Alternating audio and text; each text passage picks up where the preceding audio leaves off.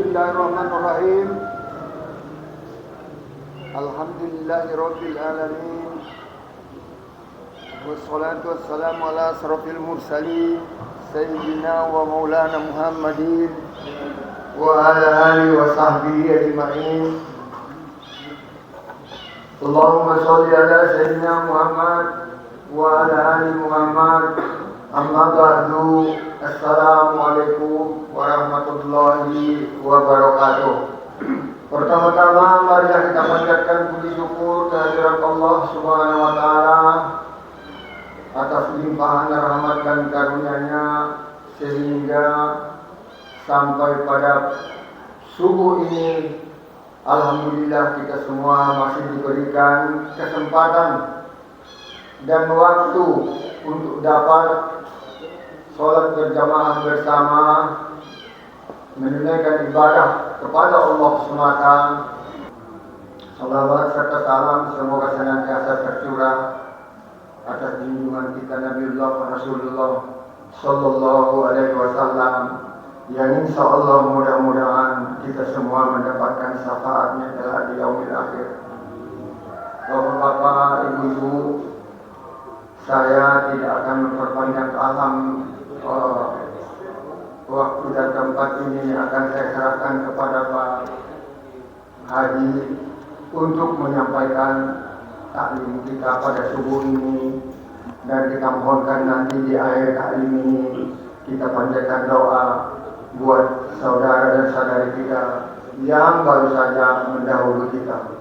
Mungkin itu yang dapat saya sampaikan, lebih kurangnya mohon maaf. Wabillahi taufiq wal hidayah. Wassalamualaikum warahmatullahi wabarakatuh. Jazakallah khair. Assalamualaikum warahmatullahi wabarakatuh.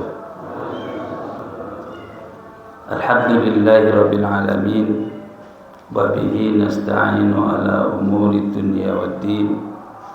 Wassalatu wassalamu ala asyrafil anbiya'i wal mursalin Nabiina Muhammad wa ala alihi wa ashabihi ajma'in. Wa ahyina Allahumma ala sunnati wa amitna ala millati wa ahsyurna fi zumrati ma'alladhina an'amta alaihim minan nabiyyin was-siddiqin was-syuhada was-salihin wa hasuna ulaika rafiqa. Allahumma alimna ma yanfa'una wa anfa'na bima 'allamtana. Allahumma arinal haqqa haqqa warzuqna ittiba'ah wa arinal batila batilan warzuqna ijtinabah.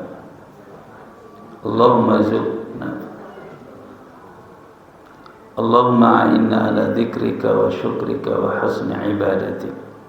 Allahumma inna nas'aluka al-huda wat-tuqa wal-'afaf wal-ghina. Wa ba'du, ma'asyiral muslimin wal muslimat, jamaah salat subuh rahimakumullah. Alhamdulillah wa syukru lillah ala ni'amillah. Puji dan syukur mari selalu kita panjatkan kehadirat Allah Subhanahu wa taala atas seluruh limpahan karunia nikmat-Nya yang tak terhitung, terutama nikmat iman dan Islam, nikmat kesehatan dan kesempatan.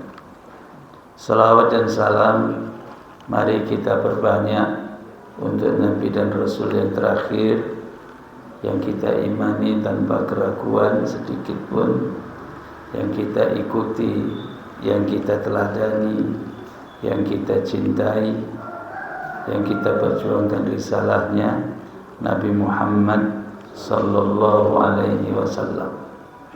Mudah-mudahan dengan memperbanyak salawat dan salam untuk Nabi dan Rasul Muhammad sallallahu alaihi wasallam, kita akan mendapatkan syafaat dari beliau, dan mudah-mudahan kita digolongkan oleh Allah Subhanahu wa taala sebagai umatnya fid dunya wa fil akhirah.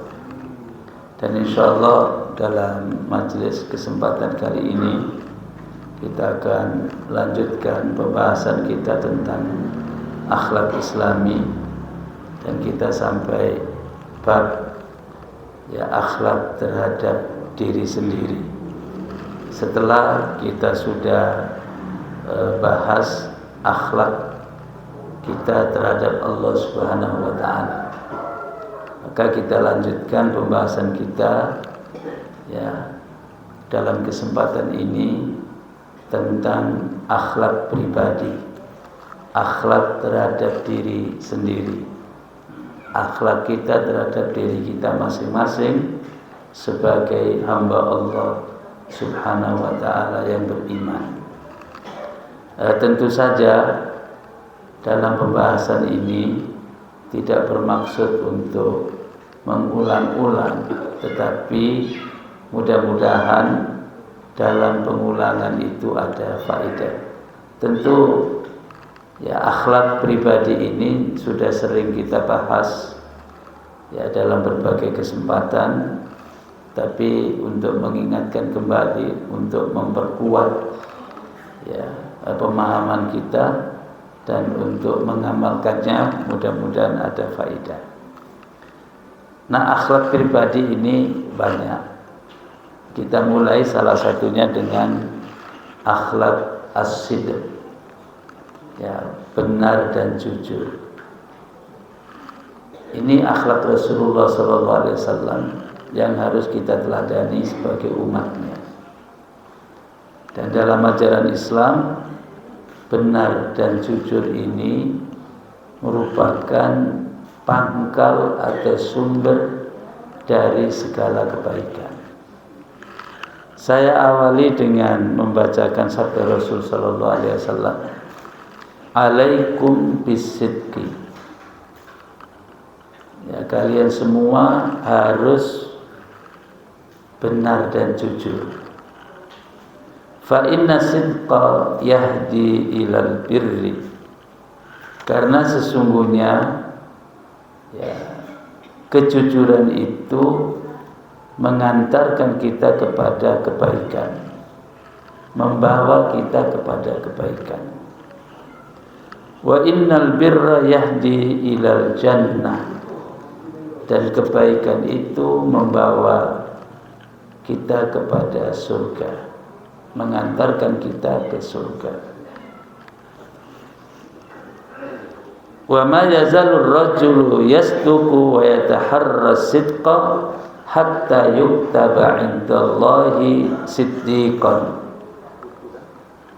Seseorang yang selalu jujur dan benar dan selalu mencari kejujuran akan ditulis oleh Allah Subhanahu wa taala sebagai siddiq, sebagai orang yang jujur. Wa iyyakum wal kadhiba, dan jauhi oleh kalian semua al-kadhib, dusta, bohong. Fa innal kadhiba yahdi ilal fujur, karena sesungguhnya dusta dan bohong itu membawa kepada kejahatan. Wa innal fujura yahdi ilan nar, dan kejahatan itu, perbuatan buruk itu membawa atau mengantarkan ke neraka. Wa ma yazalul abdu yakdzibu wa yataharral kadhiba hatta yuktaba indallahi kadzaban, seseorang yang selalu bohong dan berusaha terus untuk berbohong dicatat oleh Allah Subhanahu wa taala sebagai pembohong. Hadis riwayat Imam Al-Bukhari. Nah, jamaah sekalian, masyarul muslimin wal muslimat, tentu ketika kita membaca hadis ini, kita berusaha untuk meraba-raba diri kita masing-masing. Karena ini akhlak pribadi. Apakah selama ini kita sudah jujur? Atau kita pernah berbohong? Saya yakin bapak-bapak, ibu-ibu, saya ini pernah berbohong. Gak tahu masih ingat atau lupa ya. Kadang berbohong terhadap diri sendiri atau membohongi diri sendiri. Nah, karena lawan dari sidq ini adalah bohong, maka akhlakul mahmudah berupa kejujuran ini dalam waktu yang sama kita jadikan perhiasan diri kita, tetapi kita juga harus mengosongkan diri dari akhlak yang tercela, yaitu al-kadzib, jadi bohong atau dusta. Nah, dalam akhlak Islam ini mendasar, sampai disabdakan oleh Rasulullah SAW, fa inna sidqa yahdi ilal birri. Jujur dan benar, kejujuran itu akan membawa kepada segala kebaikan. Jadi sumber kebaikan itu adalah kejujuran, adalah sidq. Maka akhlak sidq ini salah satu sifat Rasul dan Nabi Allah Subhanahu wa taala. Rasul tidak pernah berbohong. Rasul selalu jujur dalam menyampaikan risalah, dalam muamalah terhadap sesama, jujur terhadap diri sendiri.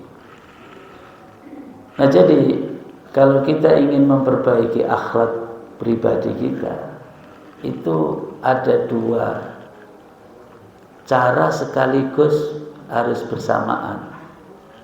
Kalau dalam istilah akhlak itu disebut takhalli dan tahalli. Takhalli itu membersihkan diri dari akhlak yang tercela, yang madmumah.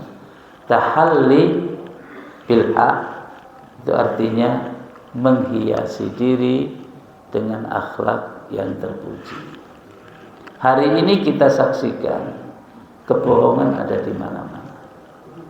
Kejujuran sepertinya barang langka. Nyari orang jujur itu susah. Benar nggak, Pak? Coba ikuti perkembangan politik misalnya. Dalam dunia politik, orang umbar janji itu biasa. Terus kalau nggak nepat itu nggak merasa bersalah. Bahkan ada fatwa yang menyesatkan dalam politik itu wajib berbohong katanya. Nah, kalau wajib berbohong, dasarnya, pangkalnya saja sudah salah, maka buahnya akan salah. Nah, ini menjadi pelajaran buat kita semua. Kalau di masyarakat sudah langka kejujuran dan merajalela kebohongan, paling tidak kita tidak perlu banyak mempersoalkan yang ada itu, tetapi mari kita mempersoalkan diri sendiri. Kita awali dari sini. Kalau kita capek, Pak, kalau ngurusin yang ada sekarang ini ya. Coba Bapak datang ke pasar, masalah banyak sekali di sini. Jadi orang mengurangi timbangan itu biasa. Ya. Jadi orang ngoplos barang bagus dan barang jelek, tapi harganya barang bagus juga banyak gitu. Orang sumpah serapah ya atas dasar kebohongan juga banyak. Dalam kehidupan seperti itu, tetapi mari kita mulai dari diri sendiri. Nah, kejujuran ini paling tidak ada macam-macam yang kita ingin dalami ya. Pertama, sidqul hadis. Ya, jujur dalam bicara. Jadi kita ini kalau ngomong, bicara itu harus benar dan jujur. Benar itu apa? Benar itu antara yang kita ucapkan dengan kenyataannya sama. Atau ya kita mengatakan sesuatu atau memberitakan sesuatu yang sumbernya itu benar. Itu. Makanya kalau kita menyampaikan Al-Quran itu pasti benar. Tapi kalau menyampaikan berita dari orang lain, pendapat orang atau perkataan orang, itu kadang bisa ditambah, bisa dikurangi. Kadang bumbunya terlalu banyak. Apalagi komentator ya. Jadi orang yang suka komentar itu kalau nggak nambahin ya ngurangi. Gitu ya. Hari ini kita terjebak kepada satu hal yang biasa, tapi sebenarnya dari akhlak itu masalah. Iklan-iklan, promosi-promosi. Saya tanya Bapak Ibu, iklan itu kira-kira kebenarannya berapa persen? Orang yang nggak baik dibilang baik kan? Yang cacat dibilang bagus. Makanya ada istilah ya semua kecap itu nomor 1 ya, namanya orang ngecap gitu ya, nomor 1 semua ya, jadi ini biasa ya, biasa, tapi masalah karena ada unsur kebohongan di situ ya. Makanya orang yang jujur itu makomnya tinggi, apalagi pedagang. Jadi bapak-bapak ibu yang profesinya dagang ini juga harus memperhatikan akhlak ini. Rezeki itu dari Allah, nggak usah takut. Kalau Allah kasih nggak ada yang bisa ngalangi. Kalau Allah belum kasih nggak ada yang bisa ngasih. Tapi banyak orang patah hati, patah selera sekarang gitu. Bahkan putus asa. Karena kalau jujur nggak dapat untung. Seolah kejahatan ini sudah mendominasi, sehingga orang itu terjebak harus berbohong. Sebab kalau jujur tujuannya tidak tercapai. Kalau dagang itu kalau jujur katanya nggak dapat untung, malah buntung gitu. Nah ini harus dirubah mindset ini. Kita nggak usah khawatir, yang kasih rezeki itu Allah Subhanahu wa Ta'ala. Kalau kita jujur, ya itu ibadah kita. Maaf, kalau misalnya kita jujur dagang belum untung, kita sudah diberi pahala karena kita ibadah. Gitu ya. Misalnya belum untung itu nggak usah kecil hati, karena kejujuran kita itu dinilai sebagai ibadah. Itu kan menarik ya untuk didalami di sini. Bahkan Rasulullah SAW sampai ya, memberikan contoh yang ekstrim sebenarnya. Jadi lawan dari jujur itu bohong, dan bohong itu tanda orang munafik. Tentu ini munafik harus di-clearkan ya. Karena nifak itu ada yang dalam akidah, ada yang dalam perbuatan. Tapi dalam hadis ini nifak dalam perbuatan. Jadi nifak itu, munafik itu cirinya apa? Apa yang dikatakan tidak sama dengan apa yang dalam hatinya. Apa yang dilakukan tidak sama dengan apa yang dikatakan.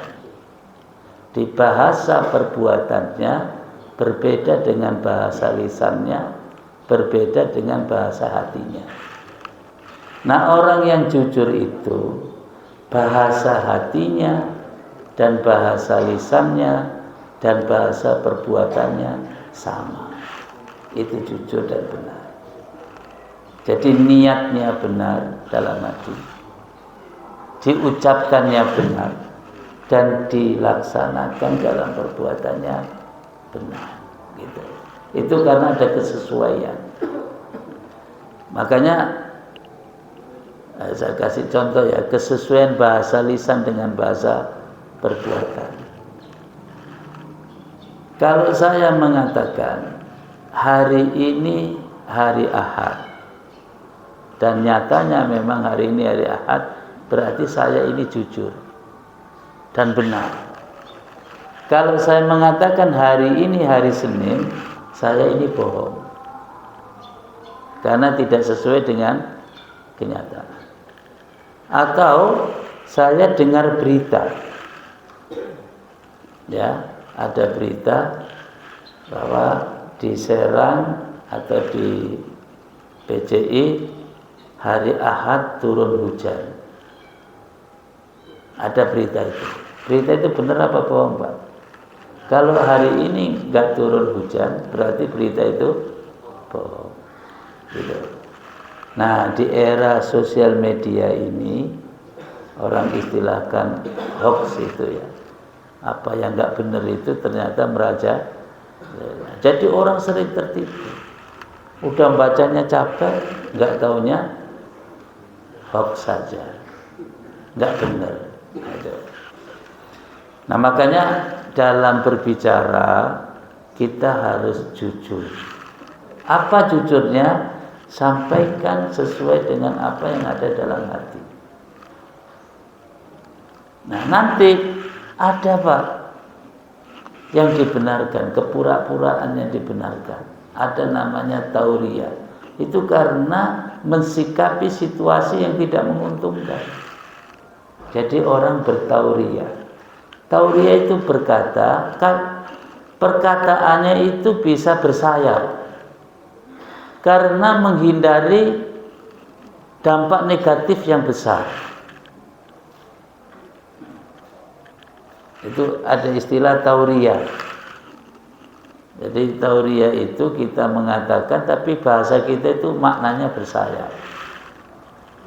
Jadi dulu waktu mau perang Badar itu ada mata-mata.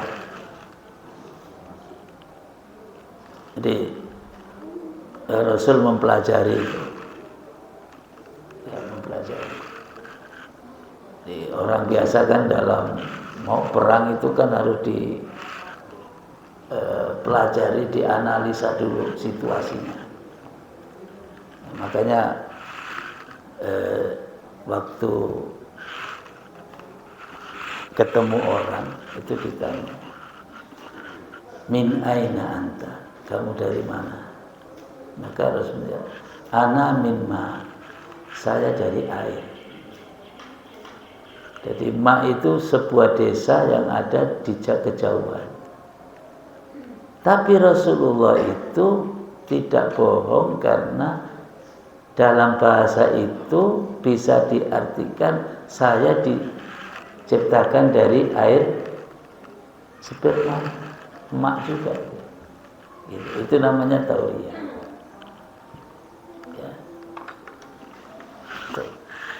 Untuk kemaslahatan yang lebih besar itu dibenarkan. Kita mengucapkan tidak sesuai dengan kenyataan. Ya, misalnya ada orang sembunyi di rumah kita karena mau dibunuh. Terus orang yang nyari, yang mau bunuh datang, nanya ke kita, ada nggak fulan di situ? Kira-kira yang maslahat itu apa? Kita jawab apa? Kira-kira Oh, enggak ada Pak di sini. Karena mau dibunuh. Dan pembunuhan tanpa alasan itu madarat besar. Maka itu dibolehkan. Itu dibolehkan. Jadi, tetapi ini pengecualian. Kaidah umumnya kita harus jujur. Apa yang kita katakan itu harus sama dengan kenyataan, sama dengan hati kita, gitu. Itu yang dianjurkan. Makanya kebiasaan orang munafik itu apa? Wa idza hadatsa kadzdzab. Kalau dia bicara itu dusta. Nah, ini akhlak tercela. Karena ini tandanya orang munafik. Orang munafik itu lawannya orang beriman. Hatinya dengan lisannya dengan perbuatannya tidak sama. Maka orang munafik ini zaman Rasul sangat disikapi dengan hati-hati. Jadi pernah Rasulullah SAW itu memerintahkan kepada salah seorang sahabat namanya Hudzaifah al-Yamani. Hudzaifah ini disuruh oleh Rasul mencatat orang-orang munafik. Tetapi ini dirahasiakan, enggak boleh selain beliau tahu. Sebab mensikapi orang munafik langsung ini harus hati-hati. Sebab dia penipu, dia pembohong. Akhirnya dirahasiakan nama-nama orang munafik itu. Sebab nanti kalau dia tanya pasti dia enggak ngaku, gitu. Maka di dalam Al-Qur'an Allah Subhanahu wa taala mensifati orang-orang munafik ini banyak sekali. Makanya ada surat khusus namanya Al-Munafiqun. Sampai jadi nama surat golongan munafik ini. Dan oleh Allah dijelaskan supaya kita hati-hati dan supaya kita tidak seperti mereka. Ya. Di awal surat Al-Baqarah kan begitu. Wa minan nasi may yaqulu amanna billahi wa bil yaumil akhir wa ma hum bimumin. Dan ada di antara manusia itu yang mengatakan kami beriman kepada Allah dan hari akhir, tapi kata Allah wa ma hum bimumin. Tidak, mereka tidak beriman. Itu hanya bohong saja. Nah, persoalannya di mana? Penyakitnya itu di hati. Fi qulubihim maradun. Dalam hati mereka ada penyakit. Fazadahumullahu maradun. Dan Allah menambahkan penyakitnya itu. Apa sifat berikutnya itu? Mereka selalu berbohong. Walahum adzabun alimun bima kanu yakdzibun. Nah, kebohongannya itu dijadikan sebagai strategi. Makanya wa idza qila lahum la tufsidu fil ardi, dan kalau dikatakan kepada mereka jangan bikin kerusakan di muka bumi, qalu, mereka menjawab innama nahnu muslihun.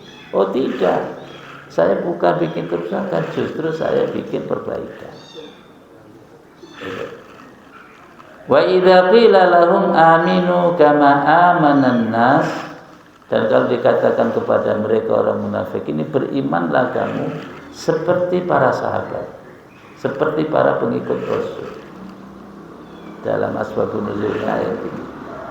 Qalu, apa mereka menjawab? Wa idza qila lahum aminu kama amanan nasu qalu anu'minu kama amanas sufaha. Ini sombongnya orang munafik itu. Mereka menjawab, ngapain kita beriman seperti orang bodoh-bodoh itu? Jadi orang beriman pengikut Rasul itu dibilang orang bodoh. Jangan itu. Tapi kemudian Allah jawab, Wa idza qila lahum aminu kama amanan nasu qalu anu'minu kama amanas sufaha. Ala innahum humus sufaha. Ketahuilah sesungguhnya orang munafik itu yang bodoh. Jadi bukan sahabat Rasul yang bodoh. Nah, kepura-puraannya terus itu.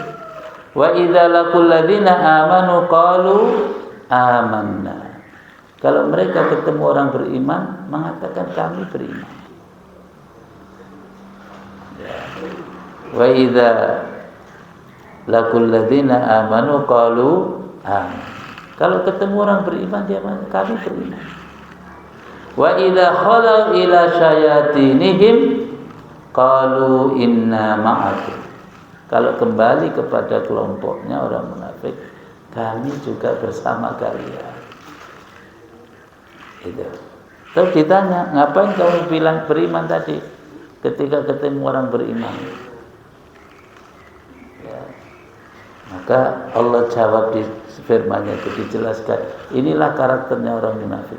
Wa idza laqul ladzina amanu qalu amanna wa idza khalau ila syayatinihim qalu inna ma'akum innama nahnu mustahzi'un. Saya ini cuma gurau saja bilang beriman tadi itu.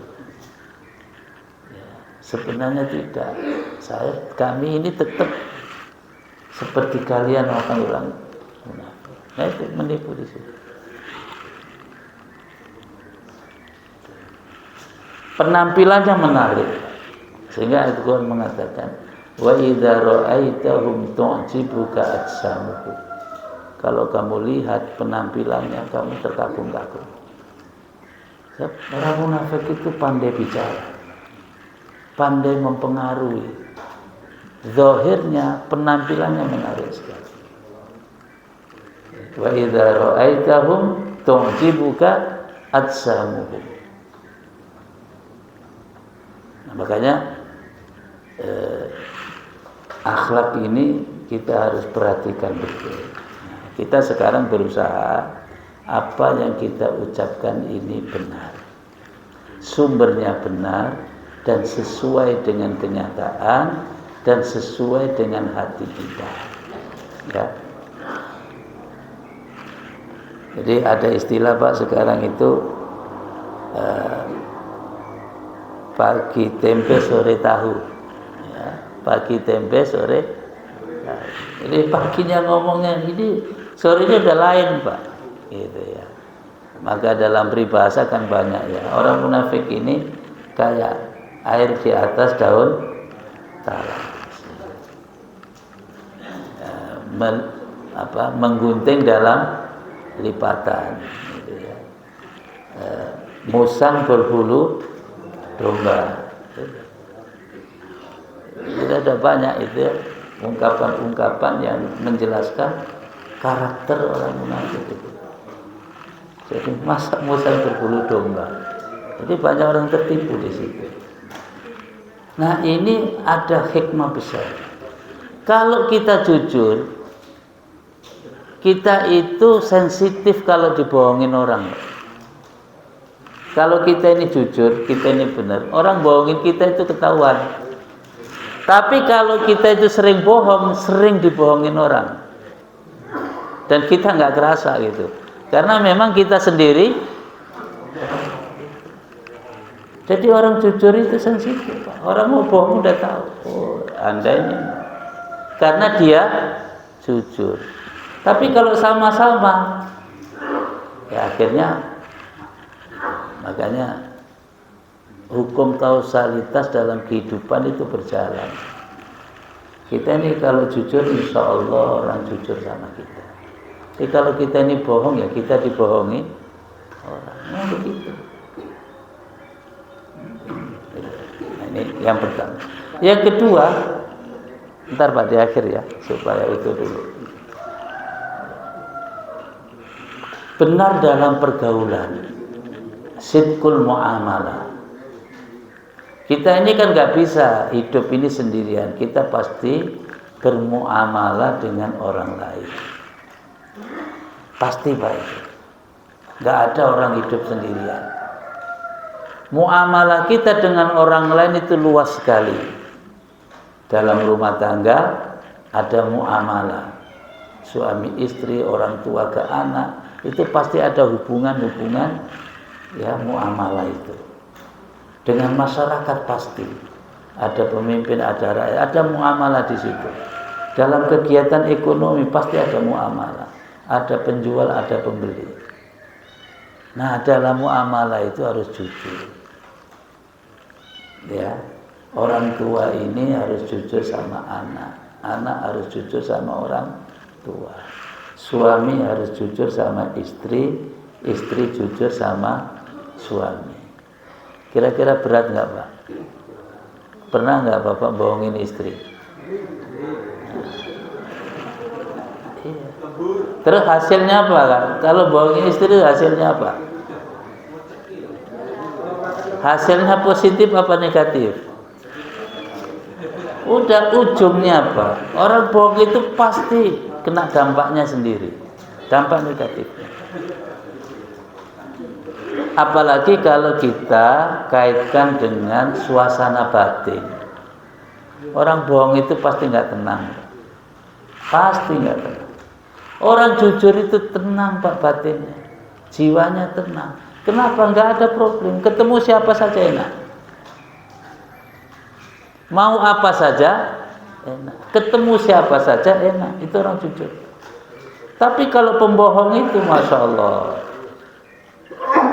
apalagi ketemunya dibohongin, itu pasti khawatir. Jangan-jangan dia tahu nih saya bohong. Nah, itu sudah menderita sebenarnya. Batinnya sudah menderita. Udah nggak tenang. Udah nggak nyaman. Ya. Ya, makanya secara khusus Rasul itu apresiasi orang yang jujur muamalah, salah satunya di bidang ekonomi, ya, orang dagang. At-tajirus shaduq, kata Rasul, ya. Pedagang yang jujur itu ma'an nabiyyi, bersama para nabi. Nah, ini kan makom yang luar biasa. Tapi godaannya juga luar biasa. Dengan tetangga, ini ada muamalat dan ada akhlak. Bahkan dalam Islam ini menarik, Pak. Tetangga kita siapapun itu ada hak yang harus kita tunaikan. Kalau tetangga kita ini Muslim dan masih ada hubungan famili, keluarga, maka ada 2 hak. Ada 3 hak, hak sebagai Muslim, hak sebagai tetangga, dan hak sebagai keluarga. Kalau tetangga kita ini bukan family kita, masih punya 2 hak. Hak sebagai tetangga, hak sebagai Muslim. Kalau tetangga kita ini non-Muslim dan bukan family kita, masih punya 1 hak, yaitu hak tetangga. Maka kita nggak boleh menzalimi, sekalipun dengan orang yang beda agama. Kalau sakit tengok, Pak. Kalau dia lapar kasih. Itu hak tetangga. Ini muamalah dalam Islam. Karena di dunia ini Allah kodratkan begitu. Di Madinah saja, Pak, di kota Rasul sallallahu alaihi wasallam, masih ada orang Yahudi, masih ada orang Nasrani. Dan dalam muamalat harus jujur dengan mereka. Harus jujur dengan mereka. Ya. Jadi jangan dibilang ini karena bukan seagama lalu kita semena-mena, enggak boleh. Itu akhlak Islam. Dan karena jujur dalam kisah, ya, ini akhirnya orang berbondong-bondong masuk Islam. Pernah sengketa, Pak, Ali radhiyallahu anhu sengketa dengan orang Yahudi. Ini soal baju besinya. Mereka mengklaim baju, cuman Ali nggak bisa mendatangkan bukti. Akhirnya ya dalam pengadilan Ali dikalahkan. Karena secara pengadilan dia nggak bisa membuktikan. Akhirnya orang Yahudi ini masuk Islam. Betapa jujurnya mereka. Ya. Jadi kejujuran ini dalam muamalat adalah modal kebaikan. Cuma hari ini agak berat Pak ya. Berat nggak Pak hari ini? Berat sekali. Ya, karena nggak jujur itu modelnya macam-macam. Sekarang orang nyogok banyak banget. Itu kan udah nggak jujur. Dan yang kita itu jadi ngelus dada itu Pak. Ini masuk dalam dunia pendidikan. Jadi masukin sekolah anak itu beli kursi Pak. Itu dari awal sudah ngajarin nggak benar. Gimana nanti mau benar gitu? Awalnya sudah nggak benar.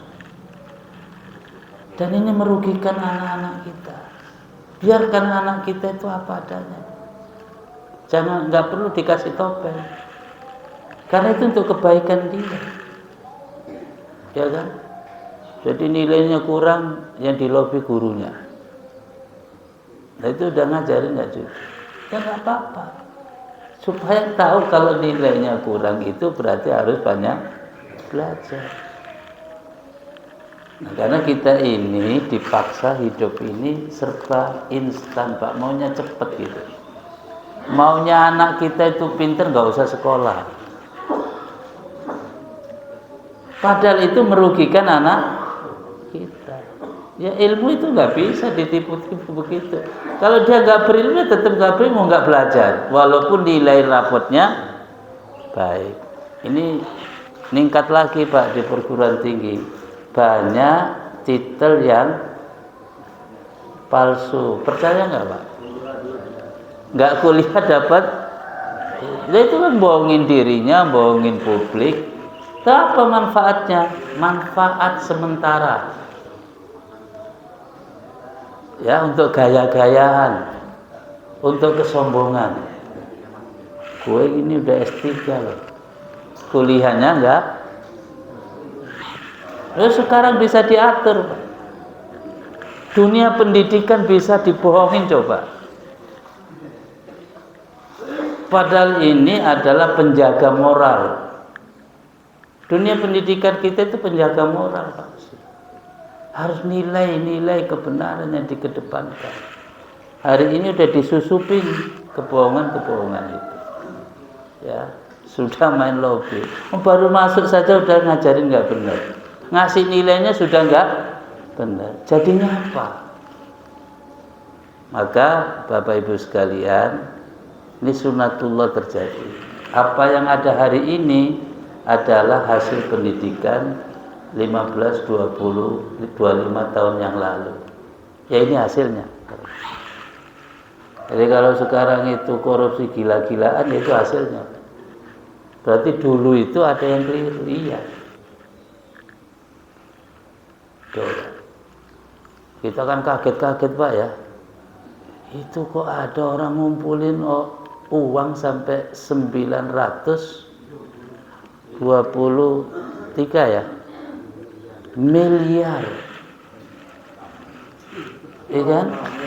Emasnya 50 gram apa kilo Pak? Kilo coba.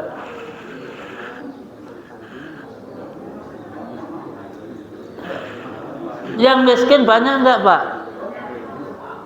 Ini kan menzolimi sekian banyak orang. Yang miskin banyak, yang nggak bisa beli pakaian layak untuk sholat banyak, ya. Itu yang ketahuan Pak, yang nggak ketahuan Allahu a'lam. Yang ketahuan begitu.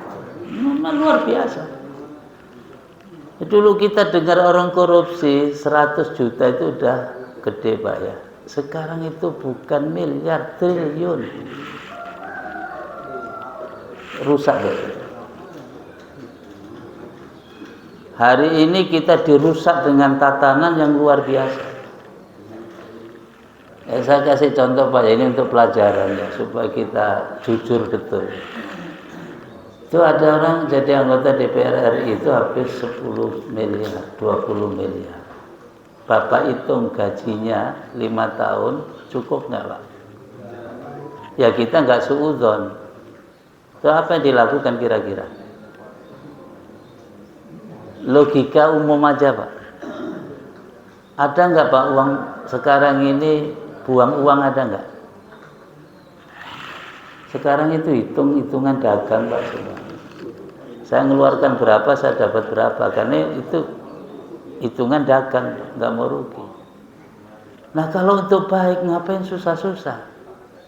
Bapak punya uang 10 miliar Pak, kalau mau baik untuk sodako misalnya itu udah kemana-mana Pak. Kalau hanya untuk ibadah itu udah kemana? Coba. Tapi pertanyaannya begini, kenapa ada orang yang mau begitu? Kenapa Pak? Nah, inilah dunia. Ya, kehidupan dunia itu begitu. Tarikannya kuat sekali. Ya popularitas, ya kehormatan. Ya, yang kadang-kadang memang itu palsu semuanya. Jadi ini menjadi penting. Kita harus sadar Pak, bahwa kejujuran ini sudah langka. Sebab kalau nggak jujur, nggak diaku. Itu ya. Kalau nggak jujur nggak diaku. Nah, kita ini diuji zaman begitu. Tetapi yakinlah, kejujuran kita mulai dari diri sendiri. Yakinlah itu akan membawa kebaikan. Karena fa inna sidqa yahdi ilal birri. Ada calon menantu Pak, datang ke mertua bawa mobil, tapi nggak ngasih penjelasan. Kata calon mertua, yang penting mantu bawa mobil. Gitu. Setelah nikah ditanya, mana dulu mobilnya? Rupanya cuma mobil rent. Itu biasa Pak. Ini mudik Pak. Mudik ini kalau ke pulang kampung nggak bawa mobil itu ketinggalan.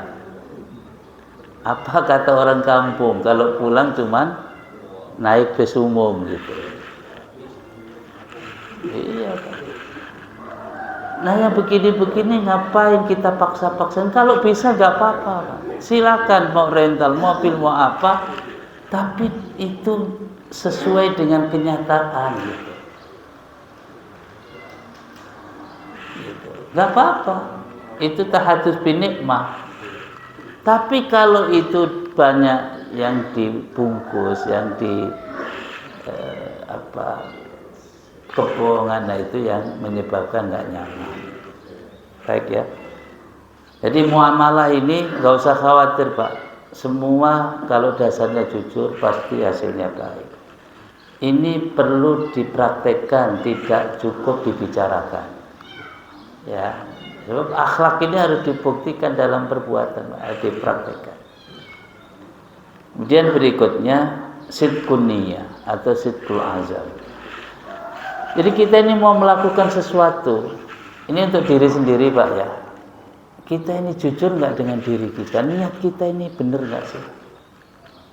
Makanya orang Islam, orang beriman itu kalau mau melakukan sesuatu, tanya pada diri sendiri. Ini benar enggak? Itu kejujuran. Jangan bohongi diri sendiri, apalagi orang lain. Ya. Makanya Allah Subhanahu Wa Taala kasih instrumen dalam diri kita itu ada sumber kebenaran, Pak, sumber kejujuran. Orang sering sebut nurani, hati nurani. Maka kata Rasul, istafti qalbak, mintalah kamu fatwa kepada hatimu. Karena Allah sediakan dalam diri kita ini instrumen kebenaran. Itu. Bahkan ada yang disebut basirah. Ya, basirah itu melihat sesuatu dengan nyata apa adanya. Kalau mata kita sering tertipu. Makanya orang sering sebut melihat dengan mata hati. Bukan dengan mata. Itu sebenarnya sumber kejujuran. Itu sumber kebenaran. Ya. Maka kita penting Pak sekali, bukan sekali-kali ya, mestinya kita itu kalau mau apa-apa itu tanya pada diri sendiri, tanya pada hati sendiri. Ini baik enggak? Ini benar enggak? Sebab orang itu kalau mau berbuat salah, sebenarnya juga ada instrumen dalam dirinya, ada yang enggak nyaman. Maka kata Rasulullah, kalau kamu melakukan sesuatu tapi kamu nggak nyaman, berhenti dulu deh. Coba evaluasi lagi, coba teliti lagi. Sebab kalau itu baik pasti nyaman. Tapi kalau mau melakukan sesuatu ragu, nggak enak, evaluasi lagi. Pasti ada sesuatu. Ya kan? Jadi bapak-bapak kalau mau bepergian ada yang ketinggalan, itu ada yang nggak enak Pak. Tapi kadang nggak tahu apa ini gitu. Ini mau berangkat kok ada yang nggak enak apa gitu. Coba berhenti sejenak di situ. Dicek lagi. Oh iya rupanya ada yang ketinggalan. Itu diingatkan di situ. Jadi suara hati itu harus didengar. Nggak ada suaranya Pak, hati saya gimana didengar gitu. Itu bahasa ya. Suara hati itu maksudnya hati kita itu memberikan arahan sebenarnya ya. Suara hati harus didengar. Nah, ini yang sering kita alami ya, jujur ketika berjanji. Apa jujur dalam janji? Yang menepati. Orang yang menepati janji itu sidq, orang jujur. Dalam kehidupan sehari-hari Pak, kita ini sering berjanji, baik secara langsung maupun tidak langsung. Bahkan kita sering berjanji kepada diri sendiri, cuman kadang lupa khilaf, janjinya dilanggar sendiri.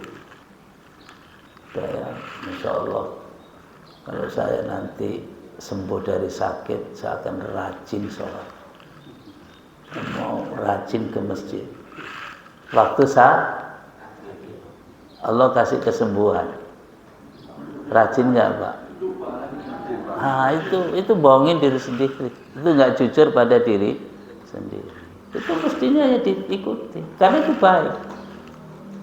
Makanya kenapa dalam Islam itu ada nazar. Nazar yang baik itu wajib ditunaikan. Jadi ini mengajari diri kita untuk jujur pada diri sendiri. Nazar itu ya garis besarnya orang berjanji pada dirinya sendiri untuk melakukan sesuatu. Itu belajar jujur Pak sebenarnya. Maka nazar yang baik itu harus ditunaikan. Nah, berapa banyak orang muda berjanji tapi tidak pandai menepati, itu banyak sekali. Udahlah kalau lagi janji itu Masya Allah ya manis betul gitu ya. Tapi kalau sudah giliran menunaikannya pahitnya Masya Allah itu kehidupan itu ujiannya di situ. Nah kalau ada orang suka begitu, kita nggak usah ribut Pak, tapi kita mulai diri kita. Kalau orang lain salah, kita jangan ikut salah. Ya. Karena nah ini pesan dulu. Saya itu dapat pesan waktu lulus dari pondok itu dipesan kiai.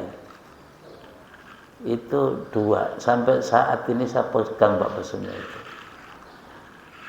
Jadi ini pakai bahasa kampung saya ya. Uang itu kudu apa anane. Yang kedua, kuwe ojo pamrih. Tahu Pak terjemahnya? Orang itu harus apa adanya saja. Itu kan kejujuran. Jujur pada apa anaknya, apa adanya saja. Jadi kalau saya diciptakan oleh Allah ukuran kata orang pendek, ya kita terima dengan senang hati dan kita sampaikan ke orang, memang saya pendek, nggak usah bilang saya tinggi. Nah, itu ya. Jadi kadang-kadang begini, orang bohong itu menutupi kebohongan. Jadi kalau udah dasarnya bohong, itu akan menimbulkan kebohongan berikutnya. Orang jujur, itu dasarnya jujur, itu berikutnya akan jujur. Orang itu kalau udah apa adanya ya enak. Ya apa adanya saja. Itu. Nah yang kedua, ojo pamrih. Ojo pamrih itu ojo riya, jangan riya itu. Jangan orang itu ingin dipuji orang, tapi ingin dipuji Allah, diridhoi Allah. Saya pujian orang itu menipu. Makanya ada ungkapan orang Arab, ridhallahi ridhon nasi ghayatun la tudrak. Semua orang senang sama kita, itu cita-cita yang tidak pernah bisa diraih. Jadi jangan kita itu berharap semua orang itu senang sama kita.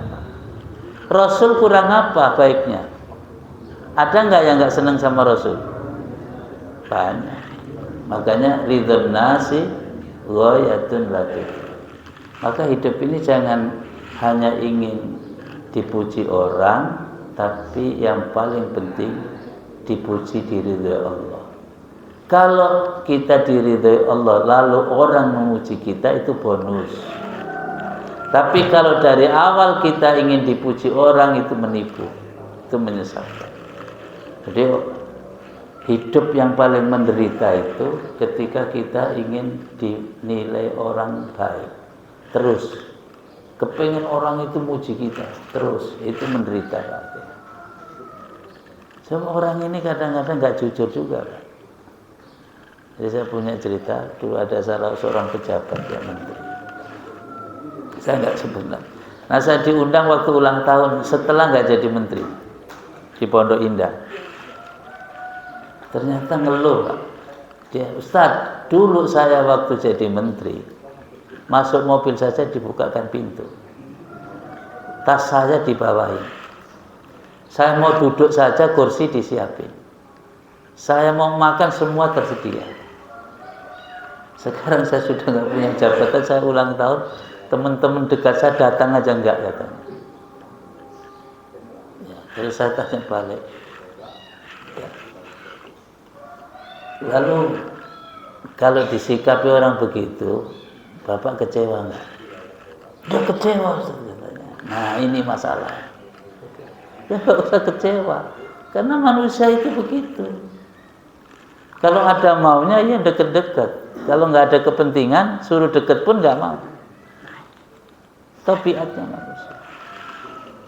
Nah, itu kita bisa lihat, Pak, ya, dalam kehidupan ini ternyata banyak orang nggak jujur. Banyak orang nggak jujur. Kalau persahabatan itu benar dan jujur, Pak.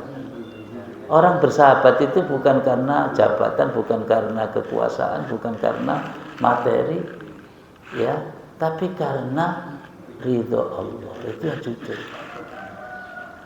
Jadi berteman itu bukan karena interest pribadi, tapi memang menjalankan ajaran Allah. Karena kita disuruh, itu disuruh, ya. Jadi kita belajar, Pak, ya, menepati. Ini ada contoh dalam hadis diriwayatkan Imam Ahmad. Ini kelihatannya enteng, tapi ini pelajaran penting. Mangqala li sabiyyin ta'al hunak tsumma lam yu'tihi fahiya kadhibat. Jadi kalau ada orang mengatakan pada anak kecil, sobi itu anak kecil, ta'al huna, coba kemari. Ini biasanya anak dipanggil itu ada kebiasaan dikasih sesuatu. Ta'al huna, sini, kamu sini, saya kasih sesuatu. Tsumma lam yu'tihi, kemudian enggak dikasih, faya kadhiba, dia sudah berbohong. Itu terhadap anak kecil. Makanya jangan main-main sama anak kecil. Jangan orang tua bohongin anak terus, ya. Itu akibatnya luar biasa. Dan itu sudah kebohongan yang masuk dalam kategori yang dilarang. Ah, ini masih anak-anak, enggak apa-apa, enggak bisa begitu. Dengan anak-anak saja harus jujur. Dulu ada kisah, ya, para ahli hadis itu meneliti hadis. Dalam meneliti hadis, perawinya yang meriwayatkan hadis ini harus memenuhi syarat. Salah satunya apa? Jujur. Nah, satu kali dia datang, orang ini membohongi hewannya. Yang dibohongi itu hewan. Jadi biasanya hewan ini kan kalau sudah akrab itu ngerti bahasa kita, Pak, bisa dipanggil. Kalau ayam misalnya kur gitu, kan biasa dikasih makan dia datang. Terus nggak dikasih makan, hewannya ngumpul nggak dikasih makan. Kata ahli hadis ini hadisnya nggak diterima. Kenapa? Dia berbohong sama hewannya. Hewan yang dibohongi saja itu masalah. Gitu. Padahal hewan nggak protes, Pak, ya, kalau dibohongin. apalagi orang. Nah ini kehati-hatiannya sampai seperti itu. Kemudian kita harus jujur ya dengan kenyataan yang kita alami. Pernah nggak Pak kita mendengar orang ditanya, apa pekerjaanmu sekarang? Terus dia berbohong, ada nggak? Kira-kira kenapa dia berbohong?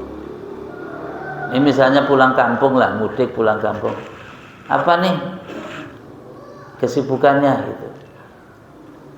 Ada nggak Pak yang jawabnya berbohong? Loh kok banyak Bapak tahu? Iya. Ya, artinya dia menipu dirinya sendiri karena tidak sesuai dengan kenyataan. Gitu ya. Ya jujur aja Pak apa adanya. Alhamdulillah saya lagi bisnis, tapi bisnisnya belum lancar. Itu bagus Pak. Terus didoain, ya mudah-mudahan lancar. Positif nggak? Dia bilang alhamdulillah bisnis saya lagi naik daun, ya, lagi bagus. Terus kata tetangganya bilang, bisa nggak ya minta bantuan bikin musola? Itu kan bisnisnya bagus Pak. Begitu diminta bantu bikin musola, bingung sendiri. Gimana ya caranya ini ya, supaya dia tetap percaya gini. Kan bisnisnya bagus gitu. Begitu jujur Pak, ya saya berbisnis belum lancar, didoain Pak. Ya sama tetangga kampungnya mudah-mudahan nanti lancar. Positif Pak. Didoain baik kan senang. Jadi begitu masuk rumah kepikiran bagaimana caranya bantu musola ini. Udah terlanjur bilang bisnisnya bagus. Memang akhirnya bohong lagi Pak. Bohong lagi. Ya lagi bagus tapi tagihannya banyak. Ini belum cair gitu ya. Bagus Pak tapi belum cair. Nanti aja ya kalau pulang lagi gitu. Bohong lagi Pak. Begitu tahun depan pulang lagi nggak bantu musola ditagih sama orang kampungnya. Lo katanya bantu, cari alasan lagi dan begitu seterusnya. Karena awalnya sudah tidak jujur. Kalau awalnya jujur apa adanya Pak enak, orang juga nggak akan nyalain kita kok. Orang jujur itu enak, apa adanya saja. Nah itu ya, jadi jujur dengan kenyataan. Inilah ya akhlak terhadap diri sendiri, akhlak pribadi harus kita bangun. Ya mulai dari ucapan, niat kita, ya cara melakukan apa saja itu, mari kita berusaha untuk selalu jujur. Ya. Dan yang paling penting Pak ini karena sering terjadi ya, kita jangan mudah berjanji kalau tidak bisa menepati. Karena ada syahwatun lisan. Lisan ini punya syahwat Pak. Kadang orang itu gampangin gitu ya. Ya nanti gini gampang. Nanti saya begini. Gak usah Pak, dijaga lisannya. Kalau memang gak sanggup, gak usah berjanji. Ya. Memang bagus Pak berjanji, tapi ukur. Ya. Maka dalam adab itu ya, kalau kita berjanji itu pakai insya Allah. Jika Allah berkehendak. Ya. Tetapi ini jadi siasat Pak sekarang. Niatnya sudah bohong gitu Pak ya. Tapi untuk supaya manis bilang insya Allah. Insya Allah. Tapi dalam hatinya sudah mau ngemplang itu Pak. Ya Allah Maha tahu. Allah nggak bisa ditipu. Ya orang bisa dibohongi, tapi Allah Subhanahu Wa Taala tidak bisa dibohongi. Nah, ini jazakumullah khair. Mudah-mudahan yang sedikit ini bermanfaat. Subhanakallahumma bihamdika asyhadu an la ilaha illa anta astaghfiruka wa atubu ilaik. Assalamualaikum warahmatullahi wabarakatuh.